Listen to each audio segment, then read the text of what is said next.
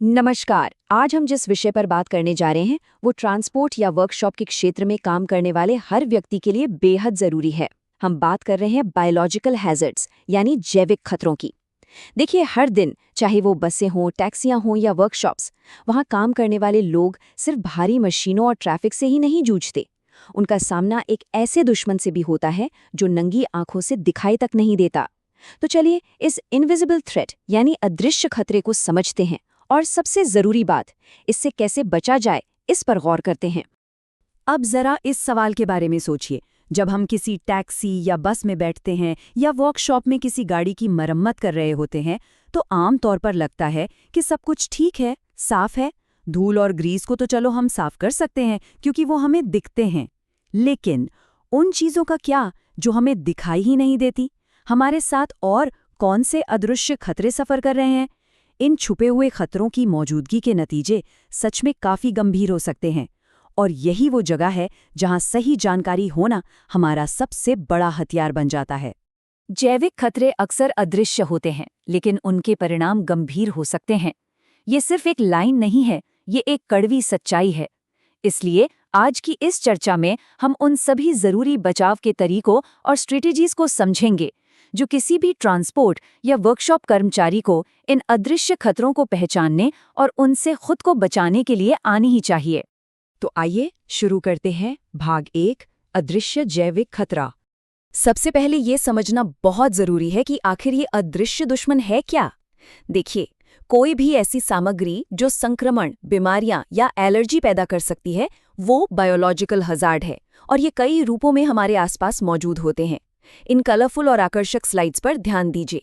सबसे कॉमन है बैक्टीरिया और वायरस, जो हवा या सतह के जरिए बहुत तेजी से फैलते हैं। फिर फंगस और फफूंद आते हैं जो आमतौर पर नमी वाली जगहों पर चुपके से पनपते हैं।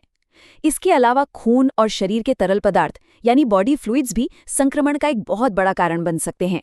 और हाँ, दूषित कचरा और कीड़े मकोड़े यानी पेस्ट्स, वो भी इसी कैटेगरी में आते हैं। तो जैसा कि हम देख सकते हैं, लिस्ट काफी लंबी है और हर एक खतरे का अपना एक अलग जोखिम होता है। आगे बढ़ते हैं भाग 2 की तरफ, ट्रांसपोर्ट और वर्कशॉप, मुख्य युद्ध क्षेत्र। यहाँ हम बात करेंगे उन जगहों की जहाँ इन खतरों से हमारा रोज सामना होता है। अब हर वर्क प्लेस की अपनी अलग चुनौतियाँ होती हैं, है ना? और हर जगह के लिए एक बिल्कुल अलग स्ट्रैटेजी की जरूरत पड़ती है। जैसे एक टैक्सी को ही ले लीजिए, वहाँ सामना इस्तेमाल किए गए टिश्यू, किसी यात्री की उल्टी, खून या खाने के कचरे से हो सकता है। यहाँ सबसे बड़ा नियम ये है कि बॉडी फ्लूइड्स को कभी भी, और मेरा मतलब है कभी भी, नंगे हाथों से ना छुआ जाए। वहीं दूसरी तरफ बसों में खतरे का रूप थोड़ा अलग हो जाता है। वहाँ हैंड रेल्स, सीटें और दरवाजों के बटन्स ऐसी सतहें हैं जिन्हें दिन भर में सैकड़ों लोग छूते हैं। यहाँ सबसे बढ़िया बचाव है नियमित सफाई और डिसइंफेक्शन। और आखिर में वर्कशॉप का माहौल इन दोनों से बिल्कुल अलग होता है। वहाँ चूहों की बूंदें, कीड़े, नमी के कारण लगने वाली फफूंद या खराब कचरा प्रबंधन, ये सब मेन हैजर्ड्स हैं। यहाँ एक अच्छी साफ सफाई की व्यवस्था और इफेक्टिव पेस्ट कंट्रोल सबसे ज्यादा काम आते हैं। अब आते हैं भाग 3 पर, खतरे शरीर में कैसे प्रवेश करते हैं। अब सवाल ये उठता है कि ये बाहरी खतरे हमारे शरीर के डिफेंस सिस्टम को भेदते कैसे हैं। इसे हम 2 हिस्सों में बांट सकते हैं। एक तरफ है सांस लेना और निगलना, यानी हवा में मौजूद दूषित कणों को सांस के जरिए अंदर खींचना या गलती से दूषित हाथों से कुछ खा लेना। और इसकी ठीक विपरीत दूसरी तरफ है सीधा संपर्क यानी डायरेक्ट कांटेक्ट।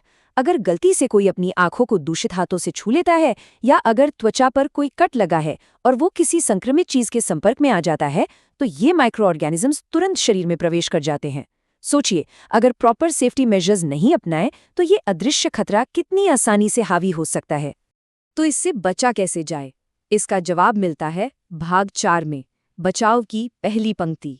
साफ हाथ यानी एक सुरक्षित कार्यस्थल, इसे एक बेसिक रूल मान लीजिए। हैंड हाइजीन सच में हमारे पास मौजूद सबसे आसान लेकिन सबसे असरदार कंट्रोल मेजर्स में से एक है। ये इन अदृश्य खतरों के खिलाफ सबसे पहली और सबसे मजबूत ढाल है। हाथ धोना सिर्फ एक आम आदत नहीं है, बल्कि कुछ खास मौक़ों पर तो ये बिल्कुल अनिवार्य है। कचरा उठाने के बाद या सफाई का काम पूरा होने के बाद हाथ धोना तो हम सब जानते हैं। लेकिन इस पॉइंट पर ध्यान दीजिए, सुरक्षा दस्ताने यानी ग्लव्स उतारने के बाद भी हाथ धोना उतना ही जरूरी है।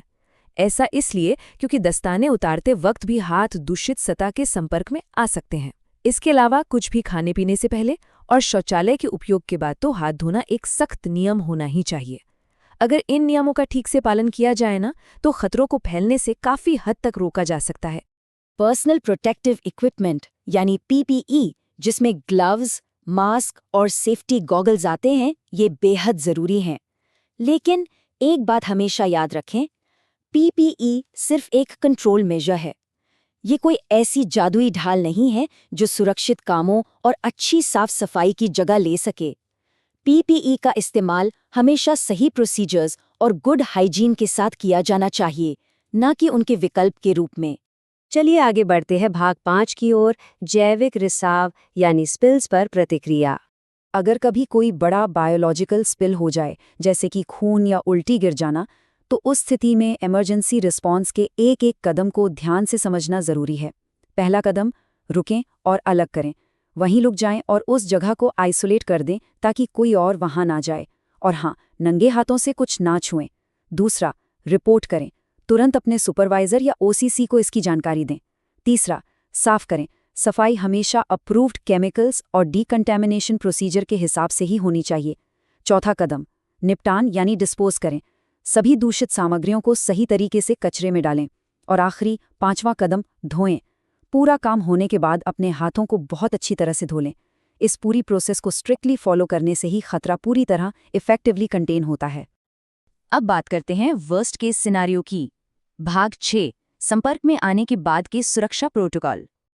अगर गलती से कभी इन बायोलॉजिकल हजार्ड से डायरेक्ट एक्सपोजर हो जाए तो घबराहट में लोग अक्सर गलतियां कर बैठते हैं, पर यहां शांत रहना और तुरंत सही कदम उठाना जरूरी है। सबसे पहले धोएं या फ्लश करें। अगर कोई दूषित चीज आंखों में चली जाए या किसी कटे हुए हिस्से पे लग जाए तो तुरंत उस जगह को साफ पानी से धोएं या फ्लश करें। इसमें 1 सेकंड की भी देरी नहीं होनी चाहिए। दूसरा कदम, रिपोर्ट करें। बिना किसी झिझक के कंपनी के नियमों के अनुसार एक्सपोजर की तुरंत रिपोर्ट दर्ज करवाएं। और तीसरा, चिकित्सा मूल्यांकन। ये खुद तय ना करे कि सब ठीक है, जरूरत पड़ने पर तुरंत किसी प्रोफेशनल डॉक्टर से चेकअप करवाएं। सही वक्त पर लिया गया एक्शन किसी भी गंभीर बीमारी से बचा सकता है। तो इस पूरी चर्चा का सार इन 4 शब्दों में छिपा है। रुकें, सुरक्षित रहें, रिपोर्ट करें, बचाव करें। ये सच में सिर्फ एक नारा नहीं है, बल्कि ट्रांसपोर्ट और वर्कशॉप में काम करने वाले हर प्रोफेशनल की सबसे बड़ी जिम्मेदारी है। खतरों को पहचानना और इन प्रोटोकॉल्स का पालन करना ही असल में एक सुरक्षित कार्यस्थल की नींव है। और आखिर में एक बहुत ही जरूरी सवाल, अब जब हम इन अदृश्य खतरों की गंभीरता को समझ चुके हैं और इन ज्ञानवर्धक स्लाइड्स के जरिए बचाव के ठोस तरीकों को देख चुके हैं, तो सोचिए कि कल से फ्रंट लाइन्स पर इन खतरों से निपटने का नजरिया कैसे बदलेगा। रोकथाम यानी प्रिवेंशन की ताकत वाकई बहुत बड़ी होती है। इन स्ट्रैटेजीज को सिर्फ यहाँ तक सीमित ना रखें, बल्कि अपने डेली ऑपरेशंस में इन्हें तुरंत लागू करें, क्योंकि याद रखिए, सुरक्षा का पहला कदम हमेशा सही जानकारी और उस पर तुरंत अमल करने से ही शुरू होता है। इस चर्चा में शामिल होने के लिए बहुत बहुत शुक्रिया।